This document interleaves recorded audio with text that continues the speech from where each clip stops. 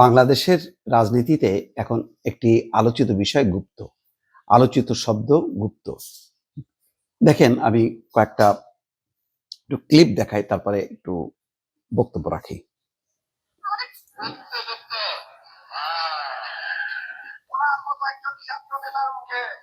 আমরা এই ধরনের তৃতীয় শ্রেণীর রাজপথের বিএনপি কর্মীদের ভাষা আশা করি নাই। গুপ্ত বলতে হবে, এক মিনিট এই যে গুপ্ত, এই গুপ্ত বলতে হবে। এখন শুধু আরেকটা দেখাই, এটা তো দুইটা ক্লিপ দেখালাম জনসভায়। একটা তারেক রহমানের যে গুপ্ত শব্দটা, তার উত্তর দিচ্ছে জামাতের এক নেতা, আর তারেক রহমান এটা মানে ঠাট্টার ছলে তার কর্মীদেরকেই বলছে, এই যে মিস্টার গুপ্ত, মানে যে ডিস্টার্ব করবে তাকে গুপ্ত বলে একটা ইঙ্গিত তিনি দিচ্ছেন। এই ইঙ্গিতটা এখন স্পষ্ট, এটা বুঝতে কারোর বাকি নেই। কেন এটি বলা হচ্ছে এই বিষয়ে একটু কথা বলি।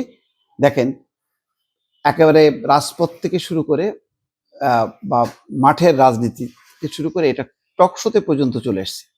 আমি একটু শোনাই আপনাদেরকে। আমি একটা কথা বলে শেষ করে দেই। গুপ্ত রাজনীতি নামক যে বিষয়টি রয়েছে না, যেটা এসেছে যে আগে ছাত্রলীগ, এখন তারা বিপি। তো একটা বিষয় আমি শুধু একটা প্রশ্ন করতে চাই, ওইটা কোনো গুপ্ত ছিল না? আপনাকে যখন প্রহার করা হচ্ছে, এই গুপ্তগুলা কোথায়? এই গুপ্তগুলা তখন বেরো আসতে পারে না, অন্তত আপনারা আত্মচিৎকার শোনার পরে। এই গুপ্তগুলা সবসময় চুপ করে থেকেছে ছাত্রলীগ যখন নির্যাতন করেছে। যদি এই গুপ্ত হয়ে অত্যাচারকে সহ্য করে, অত্যাচারকে এনেবল করা ফ্যাসিবাদের দোসরগিরি না হয়, তাহলে বাংলাদেশে কেউ ফ্যাসিবাদের দোসর। আমি একটা কথা বলে শুধু শেষ করে দিই, যে গুপ্ত রাজনীতি নামক যে বিষয়টি রয়েছে না, যেটা এসেছে যে আগে ছাত্রলীগ, এখন তারা ভিপি। তো একটা বিষয় আমি শেষে কথাটা দিয়েই শুরু করি। এই জিনিসটা আসছে 5ই আগস্ট পট পরিবর্তনের পর, যখন বিশ্ববিদ্যালয়ের বিভিন্ন বিশ্ববিদ্যালয় থেকে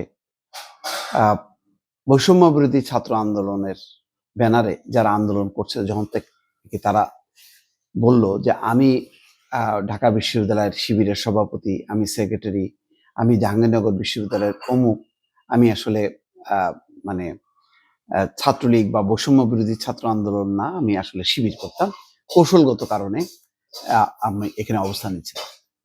তখন কিন্তু ছাত্র দলের কোনো নেতা কর্মী বা অন্য দলের কেউ বলতে পারেনি যে আমি ছাত্রলীগের মধ্যে ছিলাম বা আমি বৈষম্য বিরোধীর মধ্যে ছিলাম।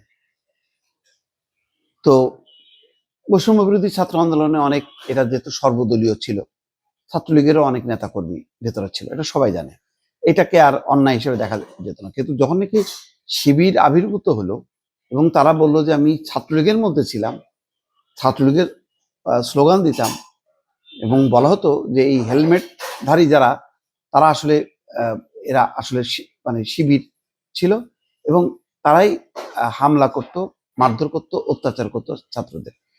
তখন একটা বিভ্রান্তি তৈরি হলো যে এই যে গুপ্ত, এবং এখন এটা রাজনীতির মাঠে আসছে। তাহলে গত 10 বছরে, মানে শেখ হাসিনা পতনের আগে 10 বছরে জামাত কি তাহলে প্রশাসনে, পুলিশে, সেনাবাহিনীতে বিভিন্ন জায়গায় কি গুপ্ত হয়েছিল, লুকাই ছিল, এবং এখনো কি আছে? অনেকে বলেন যে বিএনপির মধ্যেও এখন অনেক গুপ্ত আছে যারা আসলে জামাত শিবির করে। এইটা নিয়ে কিন্তু এখন তোলপাড় হচ্ছে। সেই কারণে এটা একটা মুখরোচক শুধু না, ঠাট্টার বিষয় না। তারেক রহমান হয়তো ঠাট্টার ছলে তার কর্মীদেরকে বলছেন থামানোর জন্য, কিন্তু এটা সত্যি সত্যি একটা সিরিয়াস আলোচনার বিষয়, যেটা আব্দুল তুষার বলছেন।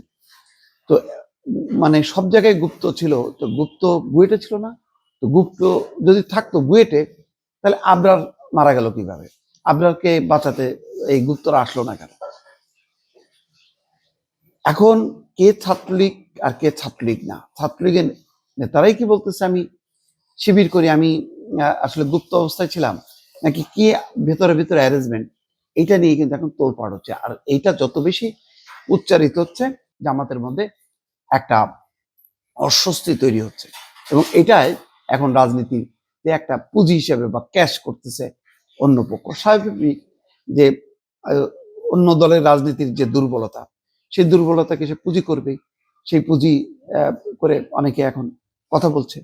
তো এখন অনেক দিন পর্যন্ত আমার ধারণা যে এই যে গুপ্ত, এর সাথে আবার আরেকটা শব্দ যুক্ত হয়েছে, সুপ্ত।